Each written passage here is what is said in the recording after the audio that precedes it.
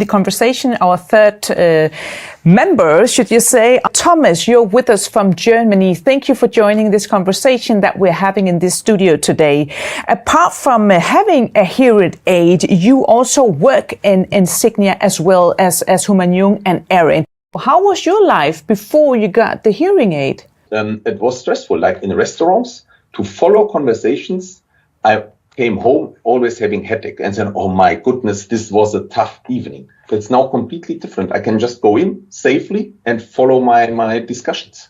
The same as I was avoiding phone calls like hell, because based on my hearing loss, to run a phone call was very well. So I needed always a small corner, quiet corner.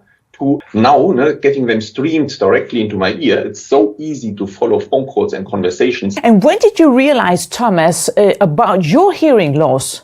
Was when one of my colleagues during a dinner mentioned, Thomas, you need hearing aids. You're giving answers to questions no one asked for. That's interesting. And we just talked about that phase from when you sort of detect that you're having a problem towards seeking a solution.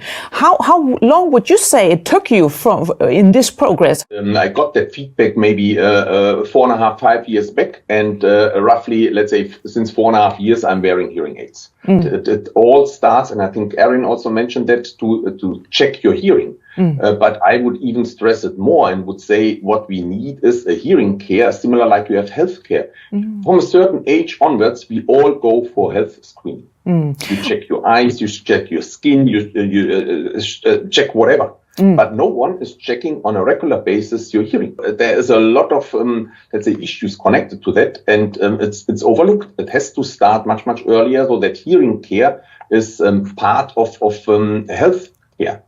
Also in young ages, in schools, no one is being trained that you have to take care of your small hair cells in your ear, that they will never regrow when they're broken. You used to work, I know, in the R&D department. So what's it like developing tech that you use yourself? It's very exciting, because you have to cope with a lot of things, because you cannot heal hearing loss. You only can compensate for it. So what is damaged in your ear, so that these small hair cells are broken, they will never regrow. So that means just making it louder doesn't help. Do you recognize, Erin and Human Jung, the story that Thomas is telling us today, Erin?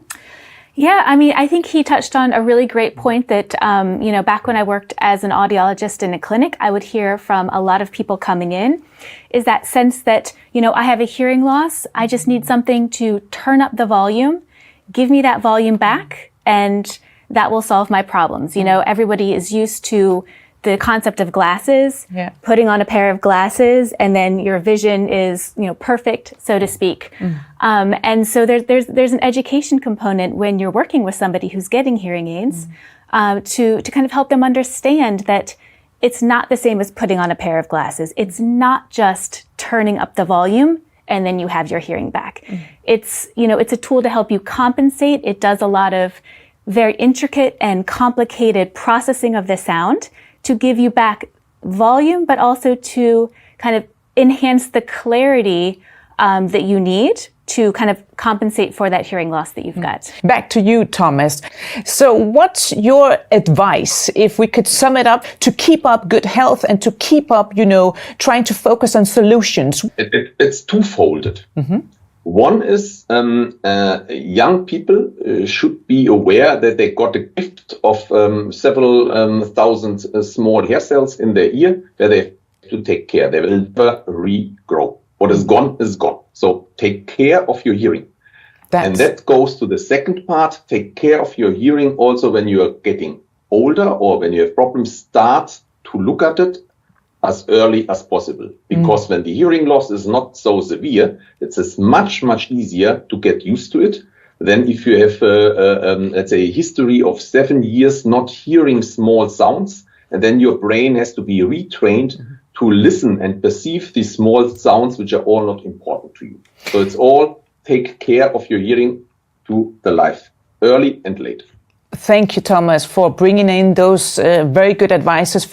Just make a conclusion here. Your best tip for advice for our viewers out there regarding mental health and being able to cope with these kind of solutions, what would that be? I think I would echo that, check your hearing. Yeah. This is what Thomas also mentioned. Check your hearing early. And then as soon as you get the result, as soon as you see you have a hearing loss, go see a hearing care professional and then get it fitted, try it out, and I'm pretty sure you're going to be very happy. Yeah, and your last advice, Erin? How does it sound? I would echo that and say, do yourself a favor. If you feel like you're struggling a little bit, if it's becoming a little bit difficult, you don't have to live with that stress or that fatigue. You don't have to feel like you need to pull back, and you don't have to feel self-conscious. There are steps you can take. Just, go get your hearing checked and start talking about how to solve it. Human Jung, Erin and Thomas, thank you, the three of you, for joining Brilliant Talks. Be brilliant and see you next time.